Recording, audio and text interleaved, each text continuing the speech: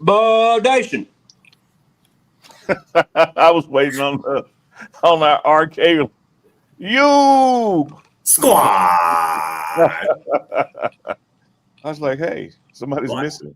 Lock in, Unk. Yeah, lock in. Yeah. Lock the TF in. Exactly. Welcome in to DMVR Buffs, the pregame show, actually. The DMVR pregame show. Yeah. Because my guy, Uncle Neely, is here. Scotty Pockets is here. Good morning, gentlemen. Man, morning, bro. How you making on this happy birthday to Jake? Today is literally his birthday. And he is up doing a show. Happy birthday, bro. Thank you, y'all. I'm feeling great. I'm actually feeling a lot better than I did yesterday. So I already got my wish. I love to hear that, man. So we popping out tonight then, right? Oh yeah, totally, bro. We're just going out there and we're gonna just create some havoc. Yeah. Oh guys, I'll be right. No, I love it. I love it. I'm watching CFP all day. That's what I'm doing. Yeah. We'll get into it. Maybe a little Curse Light, maybe. We'll get into the CFP, what happened yesterday. Scotty talked to one of the newest buffs. But we start today, boys. Bowl game wish list. Yeah. There's a lot of things. Go ahead, Up. No, I was going to say the first wish already got granted. We have a bowl game. That's something like 9 months ago, that a lot of the world still thought we wouldn't have. And here we are, 1 week away from it. That's facts. Okay. It's kind of anything. Whether you want a player to do something specific, the team to do something specific, something that just happened in San Antonio, I guess. Who wants to start? I can start if you want. Yeah, go ahead. I'm going to go to my guy, Jimmy Horn. It's been a minute, man. It's been a rough year for him.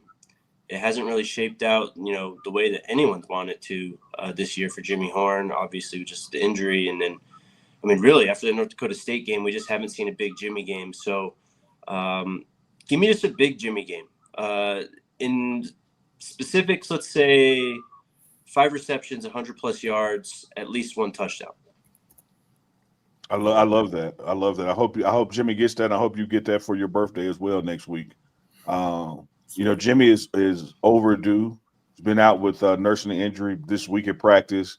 He's looking like 110% Jimmy. And I do believe, that even though BYU is watching us right now, I will still say this. I do believe there's even going to be some forced momentum to get Jimmy going. But the issue for BYU is they don't have anybody on that side that can stop it anyway. So I'm like you, Jake. Not only do I want it, I believe it's going to happen. Me too. I think they're going to make it a point to get him involved, as they should, man, because it seems like so long ago that week 1 explosion from Jimmy Horn was. But that was some special stuff that we saw to him. And I would love for him to get that last opportunity before he heads to the league to remind people who he really is on the football field. But for mine, it's I wanted to see something that we haven't yet seen from the Heisman Trophy winner, which is a pick 6. Buff Nation need that. The college football world need that because I feel like Travis has come close a couple times here. Jake Retzloff, BYU's quarterback, has thrown 3 picks in his last 3 games. He will give this defense an opportunity. And again, that celebration when he go back to the crib, when he cribs that interception is going to be lit, and it's going to be penalties ensuing after that celebration for sure. But it's going to be completely worth it. I need to see that pick 6 from Trav, and I feel like it's a good chance of that happening for sure. Yeah, I love them as well. In fact, man, on my mama, on my hood, both of y'all have said the 2 that were on top of my list. Y'all got 1 and 2. Like my Jimmy big game and Travis pick 6 were my 1 and 2 in this thing. And so let me go to my 3, which is now my 1. I want Shiloh Sanders to get a pick 6. I think the emotional game, for all this to work, we just kind of a given Shador needs to when we want him to have a big game. So that's kind of like a given in this. But with the emotional impact of this being the last game, which Coach Prime coaching his sons, arguably, for it to be in Texas where they all started being coached and playing together. Shiloh either having a pick 6 or a big hit that causes a fumble and a scoop and score, something like that, I think, just sends the dad in Coach Prime over the top. So I love that moment. That'd be lit. You know what else would be lit that I just thought about the whole time? Go ahead. 100-yard rusher would be lit. And again, we talk about this because really all it takes is one real chunk game. And obviously a couple, kind of staying committed to it a little bit if you get a lead. But I feel like 100-yard rusher would be absolutely lit, especially, if it came from Isaiah Augusta or even the young bull, Michael Welch, who seemingly, I believe, correct me if I'm wrong, we should be healthy heading into this bowl game a little bit with some time off. So that would be absolutely lit because we know Shador and the receivers are going to do their thing. But if we get 100-yard rusher on top of that, which I believe would be the first one in the Coach Prime era here at Colorado, that would be some elite stuff right there. That would be, man. To tell you how easy it is, just look at that Notre Dame Indiana game last night. You got 98 yards on one run play. Precisely. So, these backs that we have, particular Isaiah and Micah, are really capable of breaking one for 30, 40 yards, on one play. It could happen. I think that would be a huge feather in the cap going forward to next year because, you got a younger quarterback coming in. As talented as Juju is, as talented as any of the backup QBs may be, we're going to need a run game more than ever next year, more than we've needed it in the past 2 seasons. And, how you end is how you start.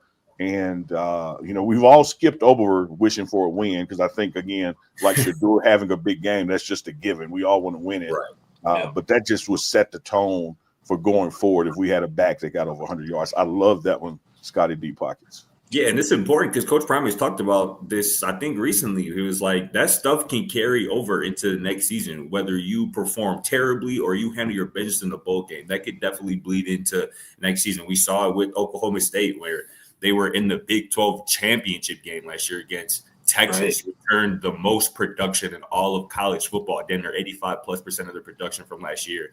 And they went on not to win a single game in the Big 12 this year. Like that, I believe, certainly stemmed from the fact that they were damn near embarrassed in the Big 12 title game.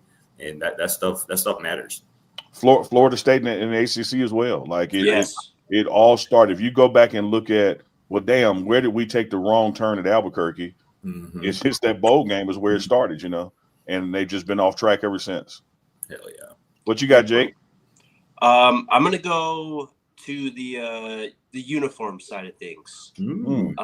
We've been seeing it in some of the recruiting visit photos and stuff that's been coming out. Give me gold, black, man. With the gold numbers on the black jerseys, the shiny gold helmets, the black pads. It's one of the most, I think, intimidating looks that CU has.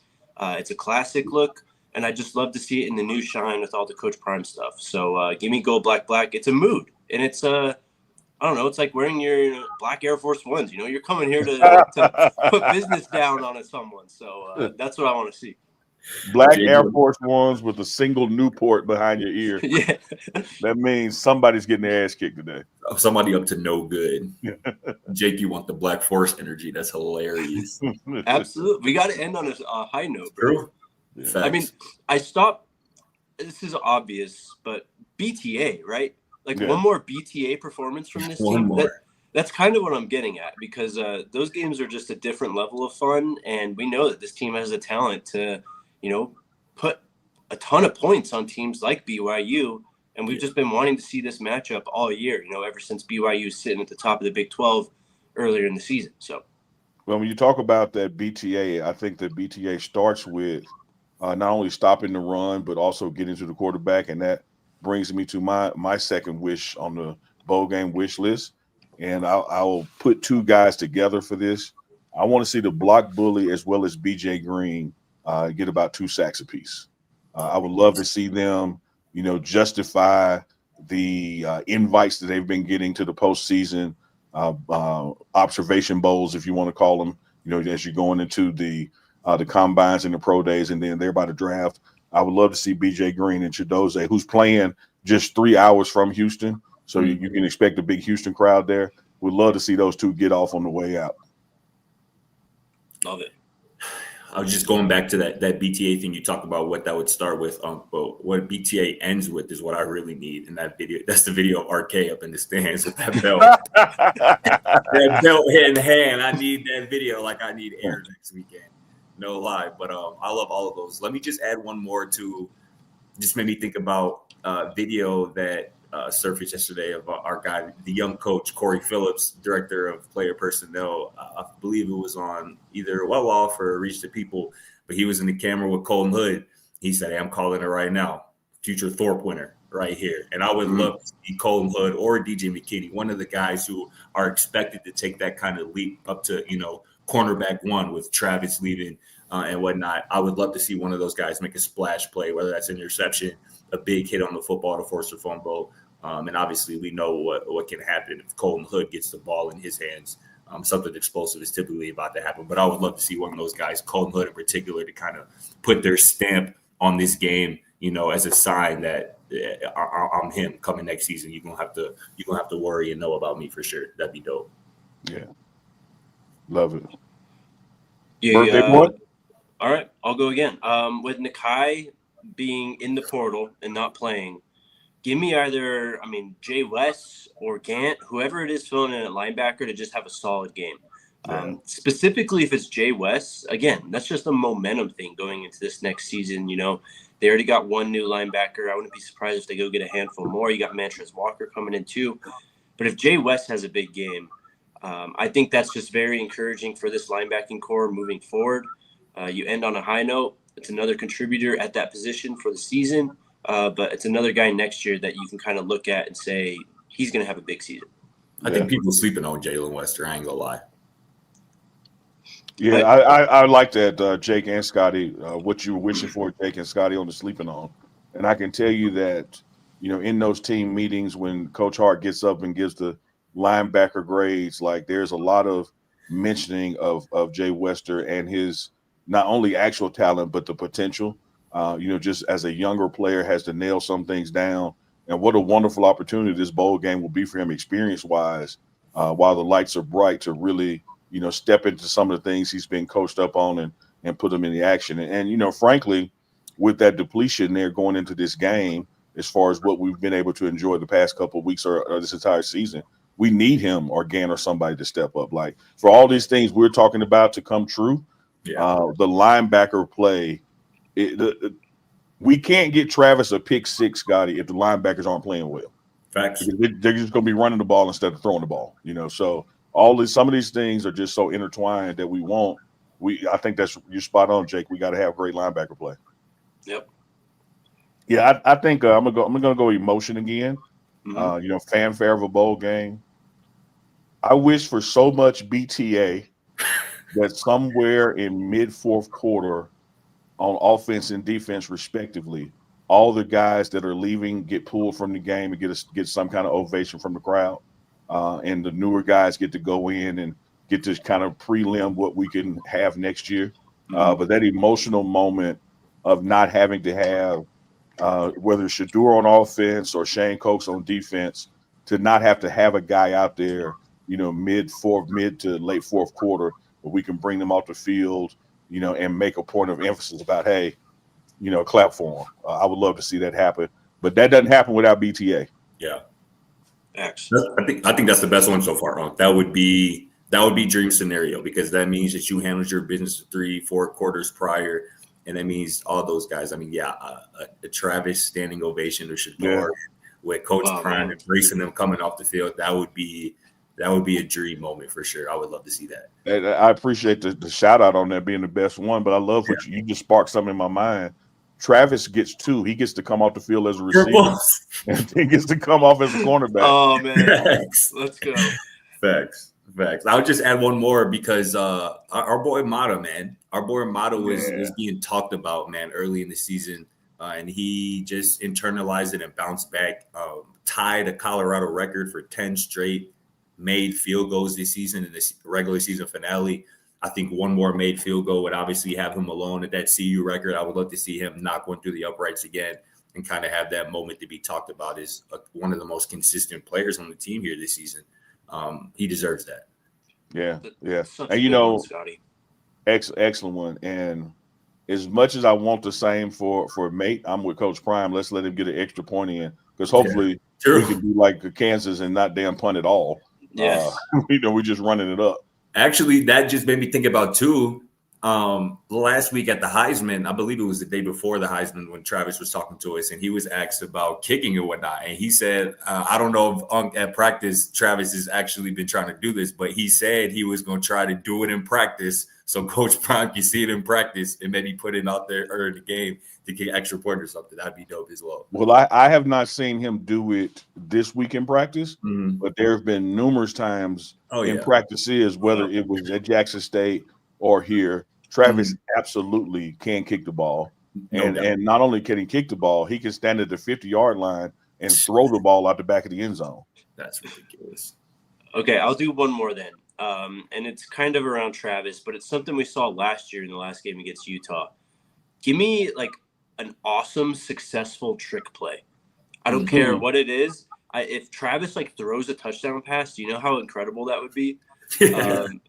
So give me something like that. I don't know what it is. Flea flicker, reverse pass, halfback pass. I don't care what it is, but it'd be just lit to see a trick play, specifically with Travis. Just go crazy. Maybe a house call. So yeah. Well, you know, there's one in the playbook. We tried it in the past. Was supposed to go to Shador for the touchdown, but I forgot what game it was. But they gobbled it up, and Travis had to scramble around and just make something happen. So I think it was Utah. And no better time than a bowl game with BTA happening. You know, but the key is BTA. It's facts. That's where it all kind of stems from. We'll see what happens. A week left, boys. This time next week. Yeah, it's gonna be. We're gonna be celebrating. We'll all be in San Antonio together, and it's perfectly between Christmas and New Year's. So we're going out with a bang. But it's also gonna be sad, man, because there's no more damn football to the spring game. I know. And you know how we get that January through March stretch, like we just start counting down the days. So this is it. But it could have been worse because the last game could have been Oklahoma State, but we actually have one more ball game, man. Soak it up, man. And I believe this team is going to be so much better next year that we're going to be playing in January, not just in December. God, I hope so. We'll get into the playoff in the final segment, but I know it was a blowout last night. But just like the vibe, the aura of that game last night, specifically when it kicked off, just the on-campus stuff, just knowing how much this game meant, like that was super cool, man. And if we ever get a home playoff game in Folsom Field, the vibes are just going to be off the charts. Yeah, dudes, I think, man, we all love ball and love college ball specifically, but the two things that I think were absolutely gotten right in this was expanding to 12, which I know will eventually go to 14 or 16, but expanding to 12 and making those first round games be on campus.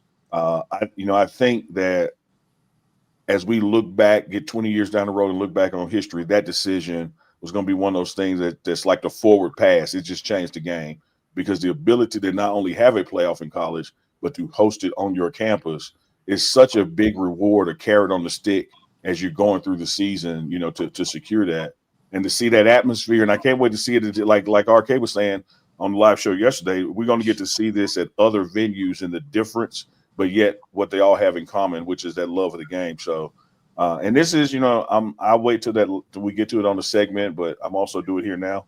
I told you so. But I'll do it deeper later.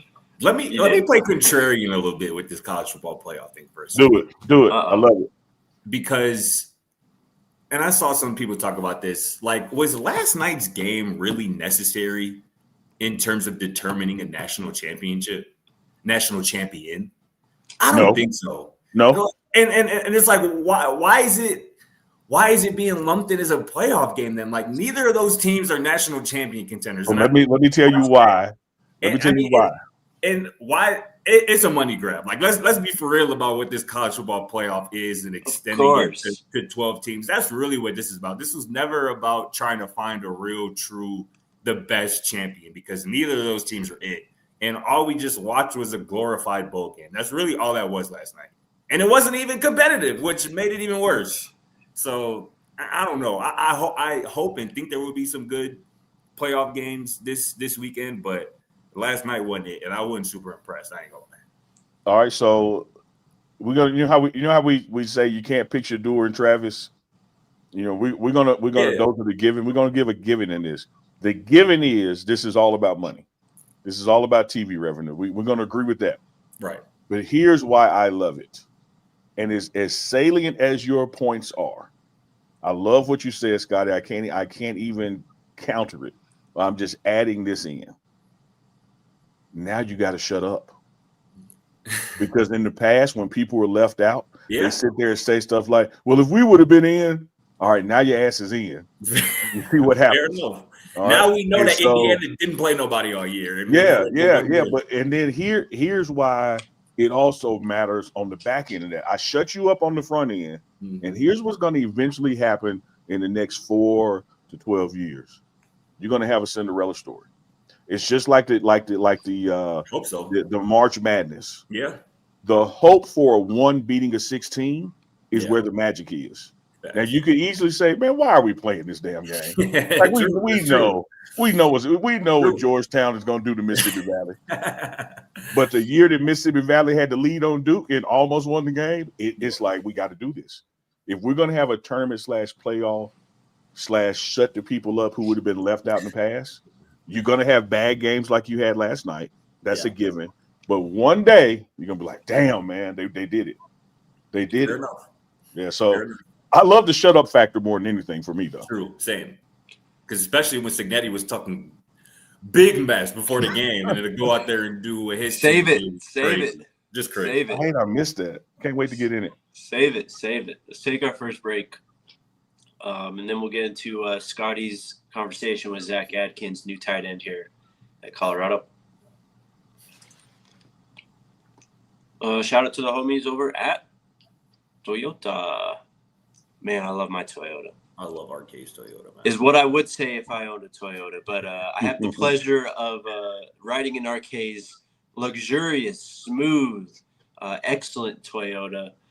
They've got all kinds of stuff out there. They have 17 models available with all-wheel drive, four-wheel drive, like the Epic 4Runner. The Tundra as well. The new one looks crazy. You got sports cars, hybrids. I mean, whatever you want. Whatever your mood is, Toyota can fit that and get you to where you need to go. Also, some of the most dependable cars out there on the road. It's really what their name was built on, is their dependability, reliability, and just getting you where you need to go at all times. Visit your Front Range Toyota stores at a location near you. AutoNation Toyota, Arapahoe and Centennial, Corbin Toyota in Boulder, Groove Toyota in Littleton, Mountain States Toyota in Denver, Stevenson Toyota East in Aurora, and Stevenson Toyota West in Lakewood. Toyota is a proud partner of CU Athletics and the official vehicle of DNVR.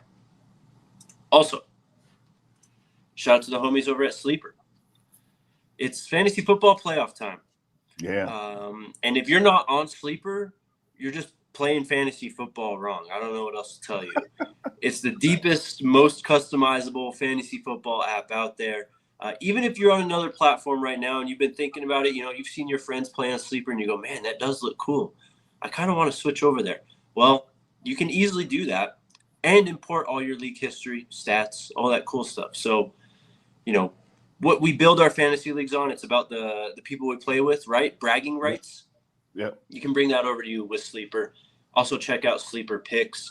If you're in one of the 25 operational states, download the app, use the promo code BUFFS, BUFFS, and you'll get up to a $100 match on your first deposit. Terms and conditions apply. See Sleeper's terms of use for details. But check out Sleeper today. The homies. Squad. When you talked about that camaraderie of your fantasy league, good old Unc, your favorite auntie's favorite uncle, got invited to be a part of the Specialist Fantasy League. And the whole theory, I'm in 3 leagues, right? And so this was my first year in this one with these guys. So it's the one I cared the least about. I got to focus on the ones with the history. Yeah, back home. But I must also say I tried. Now I was putting forth my effort because I wanted to win. But man, I had the worst damn season in fantasy football history. The injury bug got me. When the quarterback goes down, and not that you have that quarterback, but you have his receivers. So like that whole time the two have missed and nobody and Waddle and Tyreek were just not. I was like, dude, this just sucks. Yeah. But the whole goal internally was no one could lose to Dempsey. Dempsey knows nothing about fantasy football. He picked his teams, his players based on the colors of the team. No way. So like when it was his pick, and he likes orange and pewter. He picked like the kicker from Tampa Bay, like with his number 1 pick and stuff. Hey, that's crazy because we met the governor's sister this weekend in New York, and she is like a real like football fan. Like she really knows ball. Like Camden should have just had her draft his team for him, and they probably would have been much better. I ain't gonna lie. Like I'm happy to report that he is in dead last place, but I'm sad to report that I'm only like about 3 spots ahead of him. Hey, who top dog in there? Because I remember. I was about to say, let me see. I'm gonna pull it up. Great question there. I remember Mata talking about it on one of the pregame shows earlier this season. Yeah, me and Mata had a nice battle. I mean, I'm talking about like a 1 point differential in win-loss. Wow. All right, so let's go to the list here. Show y'all who's league standings. What's the name of the league? All right, so you got Daniel, whose name of his team is Half Chub. All right, see, y'all think it just be on with the BS. Like, oh Lord, here we go. Daniel and Hawkins are both at the top, and they're 10-4. Palazzo and Stojanovic are 95-8-6. Mate, who was kicking at Mate, might have been 7-0 at one point, and now he's finishing 7-7. Wow. And then the rest of us, Mata, Gabe, me, Touch My Little Feely, which is Jay Feely and Dempsey. We're all like 6-8, down to Dempsey being 4-10. Wow! And his 4 wins were so damn flukish. Like it was, the dude knows nothing about fantasy football, man. Well, I hope you guys are playing on Sleeper at least. No, I lost volume. You know I'm playing on Sleeper. I know you are, Scotty. Yeah. I can't hear them. Something went wrong. Oh no! I was playing around. Well, Unk's gonna figure it out. He'll be back. Scotty. 1 2 1 2. Can y'all hear me? Yes, sir. Can you hear us? I can't hear y'all. Oh, I see what it is. I got it. My bad. Hello? Back? You back? All right. While he's figuring that out, Scotty, you spoke to Zach Atkins. My guy's been cooking, by the way. Go sign up to become a diehard, thedmvr.com. Guys talked to Carter Miller, Carter Smith, Zach Atkins recently, and I'm sure there's many, many more to come. But what was your big takeaway? I mean, the quote you posted yesterday on the Buffs account, I mean, how does that not get you fired up? And he's absolutely right. They are the most hated team in college football. And there is like when you join a team like that, man, it just fires you up. And just seeing him say that fired me up. Mm-hmm. Yep, I ain't gonna lie. Yeah, people who didn't already see that, go check that story out on thedmvr.com. Make sure you become a diehard. But yeah, Jake, that quote, if you guys haven't seen it, let me just pull it up here quick. He goes, Zach Atkins, again, new Colorado Buffaloes transfer commit. He goes, they're the most hated team in college football, and I love that. I want to be a part of that. I feed off of that, and I know people in the locker room feed off of that. That's a privilege. And when he said that, I'm like, bro, you going to fit right into this damn locker room, bro. That's exactly the type of mentality that group has, and that's going to fit right in. And this guy is what the transfer portal was made of. Spent the last 3 seasons at Division II Northwest Missouri State. Redshirted his freshman year, got some action, some good action the last 2 seasons. 6'4", 240-pound tight end. Really has the skill set that this team has been missing at that tight end spot. And he talked to me about it. He called himself a true weapon at the tight end position. He says, I'm a versatile guy. I can flex in. I can flex out. I take a lot of pride in my route running. This is a former high school receiver.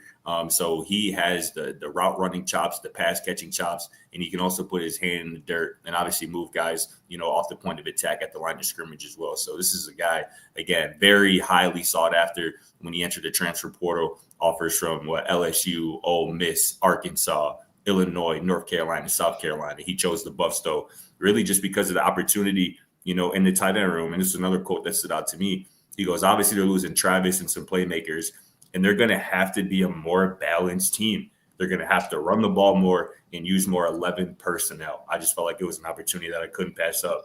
And again, I was on the point where I'm like, damn, this boy gets it.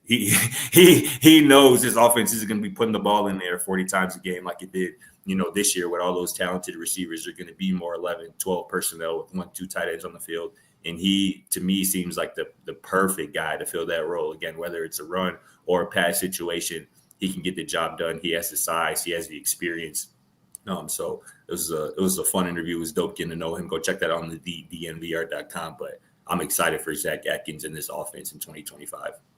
Yeah, man. First and foremost, shout out to you. You're a damn good writer. I enjoy reading your stuff. You really get immersed in that. Very talented. Then I want to say that this pickup in the portal, if you will, really speaks to what Coach Prime has been saying about how you have to fit. It's not just your talent. Clearly, the guy meets all the tight end metrics just on paper. But when you said what he said about wanting and thriving in a situation of being hated, shows that he just fits. And I'm sure there are other tight ends out there with similar or maybe even better metrics, but they just don't fit. We used to ask Coach Prime, well, you guys, during the pressers post game, like, what is it about this team on the road versus home? And it's what you're just saying there. They rather take away somebody booing them than hear somebody cheering for them. Like, they get up and creating silence on the road more than they get up for hearing cheers, at Folsom. And just that mentality of, I'd rather go in your place and take your heart. It just shows the moxie of this team. So I think he's going to fit in very well, man. And he's exactly right. You're exactly right, Scott. Keep in mind, if we just go off what we know now, reading tea leaves, you got a true freshman starter. The run game and the tight end being more than just pass protection, being another weapon. Again, out of, like they're saying, out of the 11 personnel, meaning one tight end, one running back in the game, it's going to be more needed this year going forward than the past 2 years on the Shador. Because if we had a tight end in the game with Shador, they were blocking. And you got to remember now, the tight end success in the first year was actually a small receiver that moved to tight end. So we really didn't have a tight end. And so now I think this is going to be a tight end ball game, a ball club. I think it's going to be a ball club that has a strong run game as Juju grows in the system and matures in it. Oh, yeah. I mean, I love that. When you have guys like Travis and Shador on your football team, that creates, a bigger margin of error for you, right? In almost everything, in terms of the play-to-play stuff that happens on the field, in terms of play calling, but also in terms of team building. And you've seen that the last 2 years. Tight end hasn't really been a big point of emphasis. They've kind of gotten by just, converting positions, Mikey Harrison, Savell Smalls. Now you get a true tight end in there now, someone who, can do multiple things, doesn't tip the scales saying, we're passing here, we're running here. True versatile tight end, it changes everything. And, I do think Juju can kind of get to that Shador level eventually and just be, phenomenal, one of the best quarterbacks in the country. It's going to take time, though, and it's going to take guys like Zach Atkins, that traditional tight end safety blanket. You're going to need that this next year. You're going to need a running game. So the fact that these guys are seeing that and they're wanting to come to Colorado just like they have the last 2 years, it's such a privilege that Coach Prime has where, like, the needs on his football team almost kind of speak for themselves, and guys see those needs and they recognize it and they go, I can go help win there right now. 100%. And I love how many receptions, catches do y'all think Colorado tight ends had this year in 2024? Two tops. 7? Close. Add those two numbers up. There's the answer. 9 catches for 65 yards from the tight end. And that was the play broke down or something. That was exactly. And that was a great point too, Jake, that you mentioned, like when Savell Smalls, for example, was on the field this year for Colorado, more times than not, defense were able to say, this is probably going to be a run. Yeah, it's probably going to be a run. And again, when you have a guy like Zach Atkins who is just as good getting out on the route as he is blocking, that makes you a lot less predictable as an offense. So that makes Pat Shurmur's job, that quarterback, whoever's under center for the Bucs in 2025, job a lot easier when you have that, unpredictability in your play calling because of your personnel. And again, I love your point too, Neely, just about him embracing being hated, because it's one of my favorite quotes from Coach when he was asked one of those questions this year about, the team playing better on the road. He goes, we love to be booed and naysayed. It turns us on. And first off, that's just hilarious, but it's just true as well. Like, that team was different on the road this year. And I think it is because of that reason that you pointed out, Unc. Like, they would rather take away somebody's happiness than have, their home crowd be happy and cheering and whatnot. Yeah. And, you bring in more guys who feel that same type of way, have that same type of mentality. Bring as many of those guys in as you can, for sure. Exactly. Yeah, I love nerding out on this football stuff. To the fans out there, casual fans, when you're watching on TV and you see a guy doing all these hand signals, and there's also a guy on the other side of the field, who's holding up an 11 or 12 or 23 or what. He's holding up the personnel groupings, because what the team has done during film session is, when it's 12 personnel, 11 personnel, that this percentage of the time they run, and this guy's in the game, this percentage of the time they run this way. One funny thing watching the game last night, like Notre Dame is down on the goal line. They motioned the back away. There's 3 tight ends in the game, and the announcer said, well, I think everybody in America knows the QB is about to run this ball. Yeah. And so there's just certain situations that Shedeur was in last year. Now, here's the upside. You got Shedeur and Travis. You can know something, but stopping it is still something different. Exactly. That's the margin of error I'm talking about. Yeah, exactly. You teed it up perfectly, Jake. And now you're going to get into a situation where formation-wise, you don't know. So now there's an upper hand in that not only do you have to stop it if you guess right, you don't even know what I'm about to do, because this ain't the offensive formations based on the 2 premier guys in college football. This is just like, oh, shit, man, it's a tight end in the game and a running back in the game. I don't know if this is a handoff, keep it, pass, what. And so you're gonna see so much more creativity on offense. And you're going to see way more than 9 catches at the end of the year by a tight end. I can assure you that.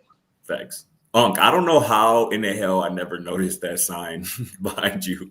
That's man, it's no twerking. Come on, no twerking. No, if you sit here, it's like Coach Pride, but he'll text you, you're twerking or working.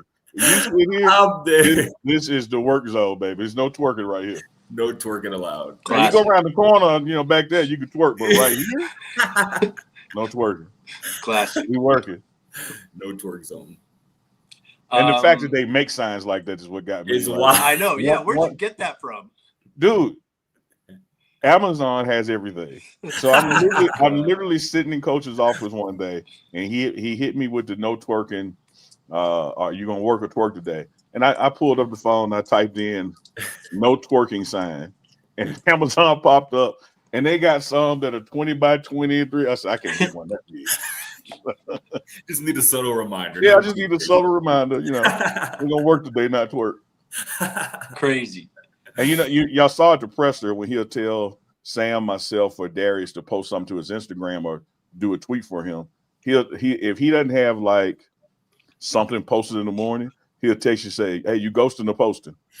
Like it's always gonna rhyme, One of one, rare. But nothing will ever top working or twerking though. No, I love that one. It's genius, bro. I'm telling you, one of my favorite things from like the chat, the DMVR chat, is when RK isn't on the show, and the comments would be like, "RK somewhere twerking," and I'd just be dead.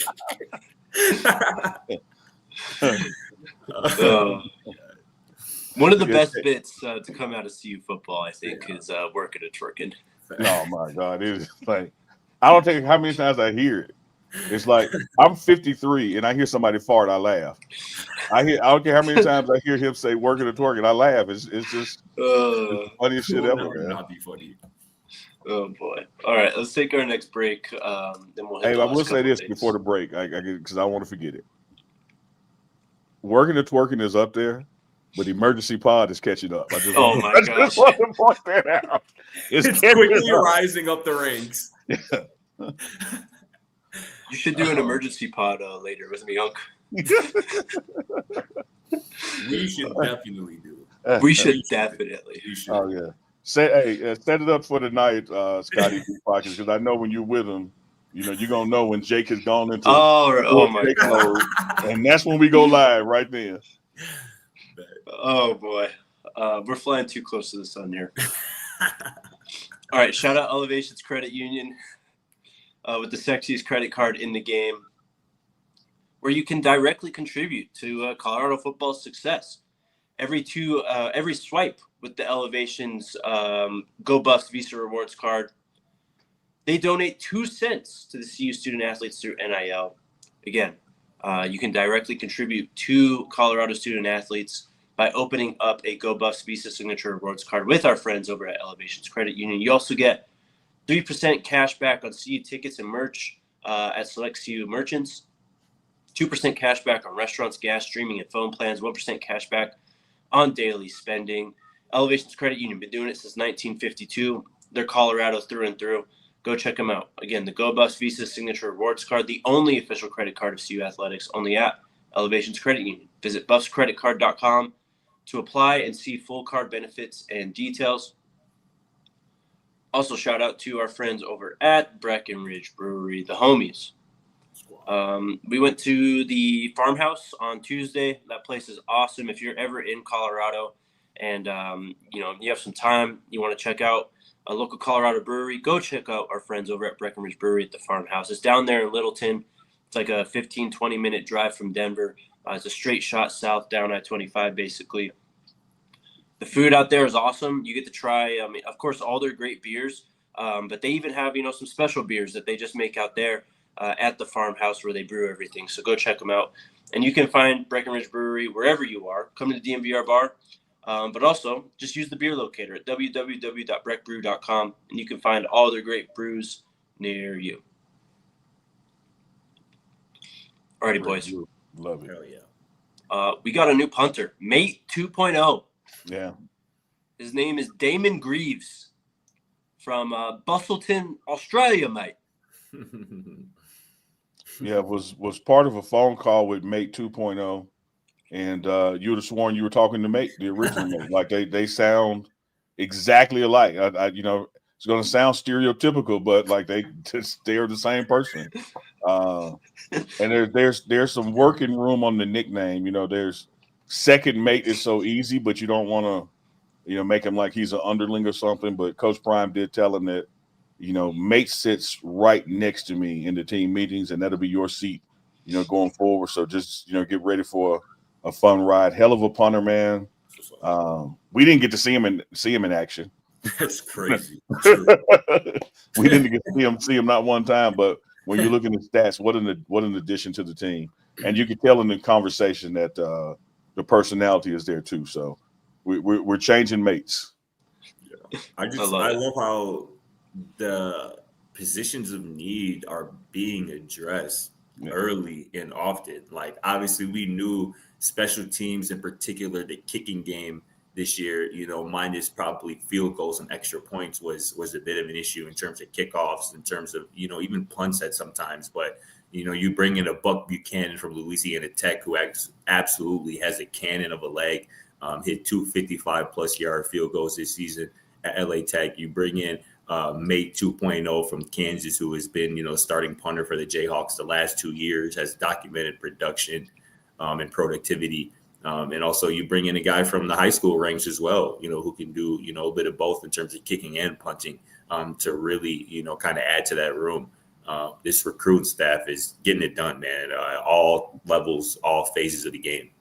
One of the things I like that I'm seeing internally is that when folks get added to a position room, the position room doesn't panic, like they're welcoming it.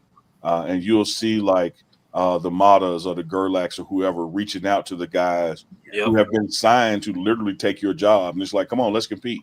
Let's do it. Let's rock out. Because we know how important it is.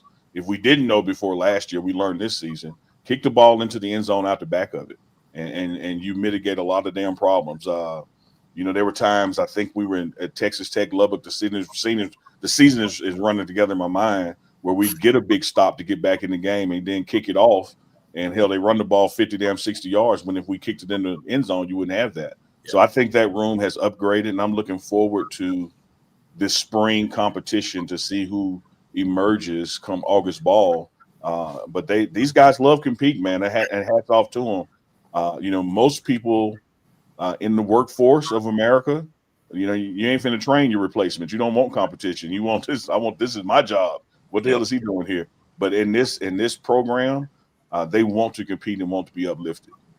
That's an excellent point. I got a question for y'all real quick, kind of on the kickoff part of things. So obviously, ideally, you want to kick that thing to the back of the end zone and not give the opponents an opportunity to return.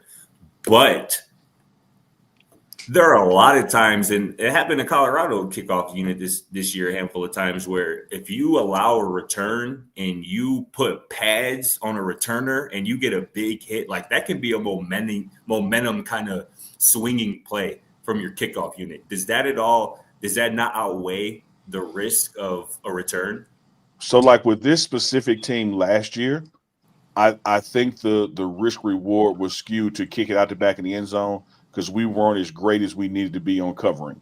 Going into this spring, I think that'll be different. I think you're spot on. I think there are going to be some times where you want the guy, to pinpoint place it to that guy because we want him to run the ball. Right. And then there are going to be other situations. And that's what I think, Scotty, what our challenge was, is we couldn't consistently as far as when it mattered in a particular game, Sure. we would fall off one with the other. Gotcha. Like, this is the time we need to kick it out the back and we don't. This is the time we need to kick it to that guy and we don't. Like, we got to pick a poison. And I think these upgrades are going to help us do that. But I think you're right. I would err on the volume of kicking it to like the 3, to make him where he's got to catch it and run it. And knocking the hell out of him at the 12 before the fumble. There were a handful of times whether it was Gant or our boy Ben Finiseth or Tajay McCoy a couple of times where that's a moment that gets the whole sideline juiced up. Now the defense is coming out on the field and they're turned up already because of that kickoff hit. And I just feel like sometimes it could be a bit of a benefit when you cover it the right way and you kick it out there, obviously. Yeah, McCoy's gonna be so special next year, man. We got a glimpse of it this year, but you giving that guy a true season with being out there as the guy. Yeah. Watch out.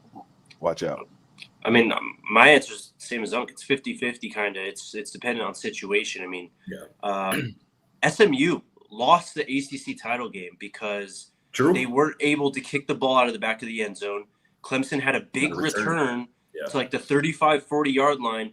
Boom, one completion. They're across midfield. They're in field goal range. They kick the ball the next play, lose the game. So it's dependent. I mean, you do want to kind of hit that coffin corner sometimes and get a short return. So we'll see. But the fact that now that you have a Buck Buchanan to come in here and really kind of control all of that, it could change the game for Colorado. I mean, literally. I mean, the field position game is it's kind of slept on at times. I don't think people understand the importance of that and just how much that does affect the game, drive to drive basis when you're starting on your opponent's 38 as opposed to 32. You know what I mean? Yeah. Jake and Scotty, I got to tell you guys this Madden story from 30 years ago. They made Madden back then? This is oh yeah. Like the graphics weren't worth a damn compared to now, but this is like 93, 94-ish, and I'm playing a guy. I got the 49ers, and I'm playing a guy. 20 seconds left in the game. He scores. He goes up 6, and he's no, it's reverse. I'm up, and I'm about to kick it to him, and he's like been kicking my ass all day, right? I was like, damn, I know he's gonna score. I ain't been to stop him all day. So I called well, it's not a timeout, but it was in between plays where you could make roster adjustments. I brought Ronnie Lott into the special teams, and I literally said to him, I said, my only chance here is to hit you with Ronnie Lott, cause a fumble. We run down the field. I'm hitting the X to switch it to Ronnie Lott, get Lott, hit him, and you hear fumble, and then I pick the ball up. This dude has never played Madden again. I still like he's scarred him. Life. He's like, man, he threw the controller, and I'm like, bullshit. Ain't nobody that good in real life. Ain't no way you can just do that. I'm never playing. That's definitely something that make me just quit and retire from the game. I ain't gonna lie. But it's the same scenario that you're pointing out. Yeah, like kick the ball, put your hard hitters in, just see what happens. I think Taj McCoy can force a fumble. Me too. I don't know. He almost did a couple of times. I don't know how that ball didn't come loose. A couple of them hits. All right, let's get back to the CFP. Real quick on this, we got to take one more break and then we'll get to questions. But Kurt Signetti yesterday. Look, man, I enjoy confident head coaches. I enjoy, kind of talking that talk, especially when you walk that walk, which they did a lot this season. They beat the hell out of some teams. They had a great year. He had a kind of an iconic quote to start the year, Google me, I win. Awesome. Yesterday, though, He goes on College game day before the game. And I don't know the complete context, but you'll see it out there. The quote is, we don't just beat top 25 teams. We beat the shit out of them. Literally, that is what he said. And they lost. They lost by 10 points. The game was actually worse. It wasn't 10 points. It wasn't a 10-point game. Yeah. But if Deion, Coach Prime Sanders, said that, can you imagine the outrage and Colorado basically be kicked out of college football? It's just, I don't know, man. It's just hilarious that this man literally does not curse. He's very confident in how he does things. And straight up, he has not lied the last 2 years about Colorado football. You better get me now. He was straight up about that, and it's very, very accurate the way it seems right now.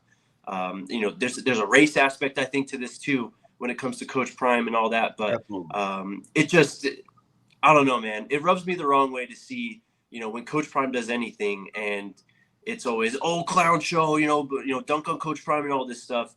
But Kirk Cignetti just gets a free pass after getting embarrassed for saying that before a college football playoff game. I'm with you, Jake. There is just a different standard, a different tool of measurement when it comes to Deion Sanders, Coach Prime.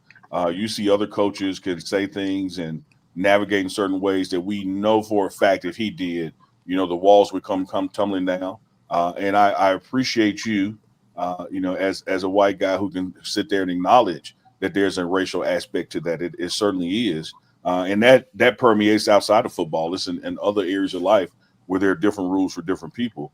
But Coach Prime, who confidently, not like brash or rudely said, "Get me now." In other words, I know what I got coming, and the world got flipped upside down. This guy cusses. Exactly. And then goes on to get the shit beat out of him. Because if you watch that game, it wasn't 27-17. That was the final score. It was like 27-3. Yes. And whenever in it, couldn't get anything going. Man, if Coach Prime would talk like that pregame and get it handed to him like that, like it would be on every talk show for the next 21 days. Hey, them double standards of MFer, man.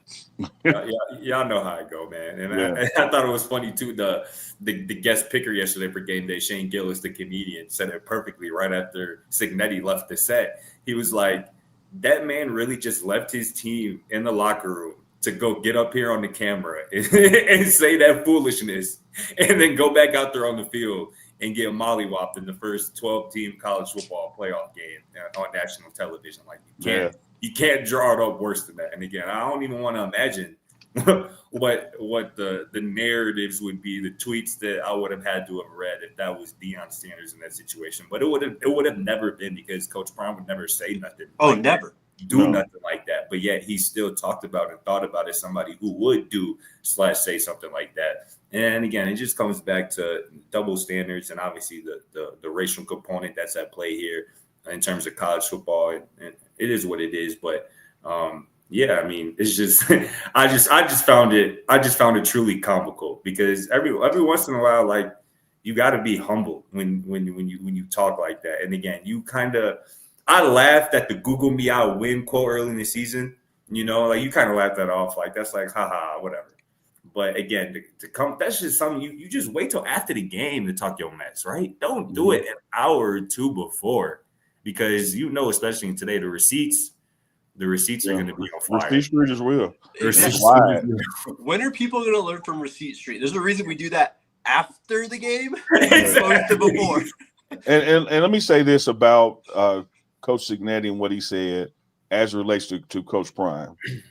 Coach Prime has locker room moments. Rest assured, as this is the most viewed college program in the history of college football, but you still don't see everything that goes on. There are times where he'll say, "Cut the cameras." There are times he say, "Hey, y'all got me on this now. I'm about to say something, but make sure y'all clip this out." And so what Indiana's coach said on that platform was something you say in the locker room to your players to fire them up. It's not something you say to the world. When you say it to the world, there's going to be a receipt book kept on it. And then when you go out there and overwhelmingly underperform, it's like, dude, you put that out there in the universe, man. Karma. And so you just got to be careful how you carry yourself, particularly pregame and leading up to games, because you can write a check that your ass can't cash, man. And what he said just wasn't true either. No, that's the other thing. They haven't beat shit out of the top 25 teams this year since he's been at Indiana. And that's what makes me think about, like, I wonder if he's still kind of in that James Madison mindset where it's like, when you at JMU, you can kind of say whatever you want as a head coach. Even if it does backfire on you, it's not going to be blown up to the level that's a great point. That's nice comment was. But when you at Indiana, when you in the college football playoff, and you talking about a program like Notre Dame, for example, about to play a program like Notre Dame, you got to tread lightly. And I think this was a lesson learned for Coach Cignetti last night. Absolutely, man. That's a great point. And it's also a way to underscore something that you have in Coach Prime. The Coach Primes you have in Colorado is Coach Prime you have at Jackson State. The Coach Prime that you see tweeting, his faith in the morning is the Coach Prime that's what he's talking about you, meaning like you don't get a different Deion Sanders based on environment or situation. So he doesn't have to code switch or navigate his tongue or something. There are times y'all seen in the press conferences where he'll catch himself and pause and say, "Thank you, Jesus," because he's about to say something. Oh man, those moments, because you're sitting there wondering, like, "Damn, what was he about to say?" I know. Yes. Like, say it, please say it. But he's consistent in who he is, and I think you're James Madison head coach versus Indiana head coach in that moment more than James Madison came out. I hadn't thought about that, Scotty. That's a great point. All right, let's take our final break. We'll get to Super Chats questions. Shout out to the homies over at Circle K. They powered the Great American Stampede. I miss it already. Maybe we'll do it again. We'll see. We'll figure it out. But shout out Circle K. Join the Inner Circle. All kinds of deals with that. You get 25 cents off a gallon on your first 5 fill-ups. You get every 5th item free on rollers, drinks, all kinds of good stuff. All you need is your email and your phone number. Download the app. Boom, you're signed up. You're in the Inner Circle. Download the app and sign up for it. New offers, purchase clubs, and sweepstakes are uploaded weekly. Shout out to Circle K, the homies. And then shout out to Raising Cane's. The best chicken finger stop out there, man. We went and saw the historic Raising Cane's at Times Square. And the most lit Raising Cane's of all time it is, too. Had a DJ up in there. Yeah, I didn't know they were like that out there at Times Square, but Raising Cane's, man, they always deliver those delicious chicken fingers, those crinkle cut fries, that sauce. You know what it is. It's Raising Cane's. For cooked to order, hand battered chicken fingers raced into Raising Cane's. And turbocharge your chicken fingers and get them even faster by ordering online at raisingcanes.com or through their mobile app. Raising Cane's chicken fingers, one love. Bro, I always wanted to ask, when you read that Circle K ad, rollers like the things that be on like the heaters, like the little rotisserie one? Yes. Okay, bad. I always wondered that. Man, yeah, I just got hungry, man. You went from Circle K, and damn, we did some eating at Circle K. Like y'all got to understand, we would be in there with like we did a shopping cart, man. Like For we real. in a convenience store, and Yes. we got stuff falling out our arms, and then we went right to Cane's. Like, dude, it's breakfast time, man. All right, Alyssa, what do we got for questions / super chats? I know as they start to roll great in, question. we got to acknowledge, man, again, if y'all are just joining in or you're watching this on the replay, today is literally Jake's birthday. Like right now is Jake's birthday. So we got to get it up for Jake. Wherever you are around the world, get it up for Jake. Put one up and down for Jake today. Thank y'all. Smuggles asked, what'd you learn about yourself over the past year, Jake? What did I learn about myself is that your boy's still got some way to go. There's you never truly arrive, I think, in anything you do. And I think maintaining that perspective and learning you can always be better, better son, better friend, better employee. I mean, whatever it is, you can just always be better. So that's going to be the focus of 2025. That's elite, bro. I love that. Thank you. That is elite. I just hope we don't lose Hulk out Jake. And when as you find your better path, I still want you to spaz out sometimes. We'll see. Debbie says, Jake Schwanitz, did you get shorted on presents as a child because your birthday fell near Hanukkah / Christmas? Hashtag Buffs Nation. Yes. Shout out to the parents. They always did a great job at, making sure my birthday was a birthday. But there were sometimes some, family friends, aunts, uncles. Here's your birthday/Christmas present. I always thought about that as a kid. Thanks. I was like, man, I was lucky that my birthday wasn't around Christmas for that very reason. I always feared that. But yeah, lucky I had the summer B-Day. Didn't have to worry about that. But nonetheless, that's dope. Yeah, lucky. Jakey Poo with the birthday. Hulk out, Jake. I love that. Just my opinion. Hulk TF out. Who are the top portal guys see you still wanting? I mean, KC, Concepcion is up there. They had a few visitors this weekend. Who am I missing, Scotty?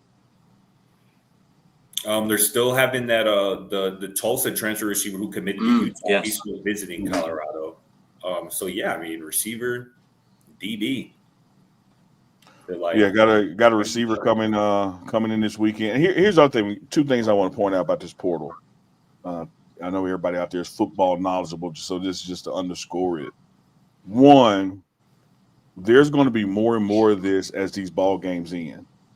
We got to keep in mind, you got bowl games, you got CFP. There are people you watched on TV last night that are hitting the portal. So this thing ain't done as far as people getting in. And then two, whereas I think, Coach Prime has the charisma, the Riz, as it's called now, to make sure he maintains a high position of what he gets committed to him. None of this stuff counts until you go to class or go to practice. True. And one thing's about Colorado being so hot is when you go on a date with Colorado, now everybody else wants to date you too. Mm-hmm. And so bigger bags are going to be offered to these guys just because they verbally or did an Instagram post saying they're coming to us. And in that transactional process, you could lose one or two people. So I'm saying all that to preface, the sky ain't falling if we get a couple weeks from now somebody who said they come in here in December is not going somewhere else, because the transactional nature of this, the calendar of this, until you go to practice or class, you got the right to change your mind. Hell of a point, because I remember, I know Buff fans will forever remember DJ Lundy, last transfer portal season committed and flipped, back to Florida State, and the Buffs defense was just fine without him. You're gonna be all right. You save scholarships. Yeah. Just like the NFL team save salary cap, you save scholarships. Facts. You over recruit in certain areas because you have to make up for losing a guy in the portal. You got to make up for injuries. You want to have depth. So one or two guys changing their mind in the next 21 days is not going to disrupt or wipe the slate clean of this portal class, if you will. And quickly on DJ Lundy, not to rag on him, but man, what's crazy how one decision can alter your future, man. What was locked in with Colorado, and then you end up at Florida State. I mean, that had to have been yikes. Sliding glass doors, brother. Yeah. Yikes. Yeah. We've all been there, man. You got one chick and then said, "Damn, I should have went with a friend." Like that. Facts. Yep. JJ asked any update on tailgate for the bowl game. Not right now. We were hoping to have one this week, but hopefully early next week we will have an update on tailgate for you guys, at least a meetup or something. But we'll figure it out. We're in the process of doing that right now. So, Heaven's Demon wants to know, hey, Unc, has Quincy Wiggins improved from the start of the season? Absolutely.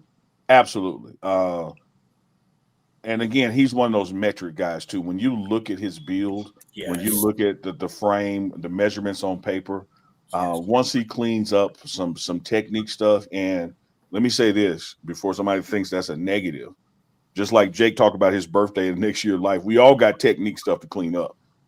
And most of us do not have a Warren Sapp, a D. Lewis, and a Dancy helping us clean it up. When that guy gets it down, he is going to be a beast on this team. Because physically, no one can stop him. He just has to clean up some of the nuances where the shortest distance sometimes is, straight line is really all the time.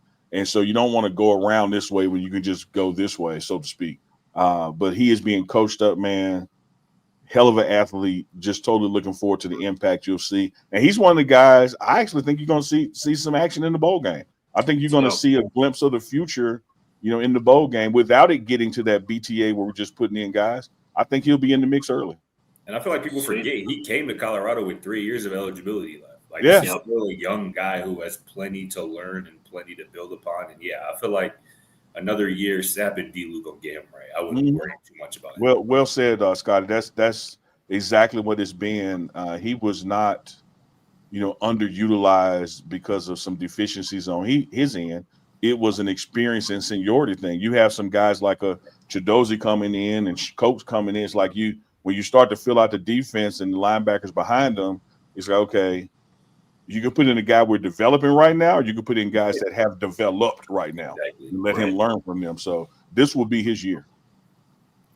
Love that. Anything else, Alyssa? That it? All right. I got something, Jake, before you go.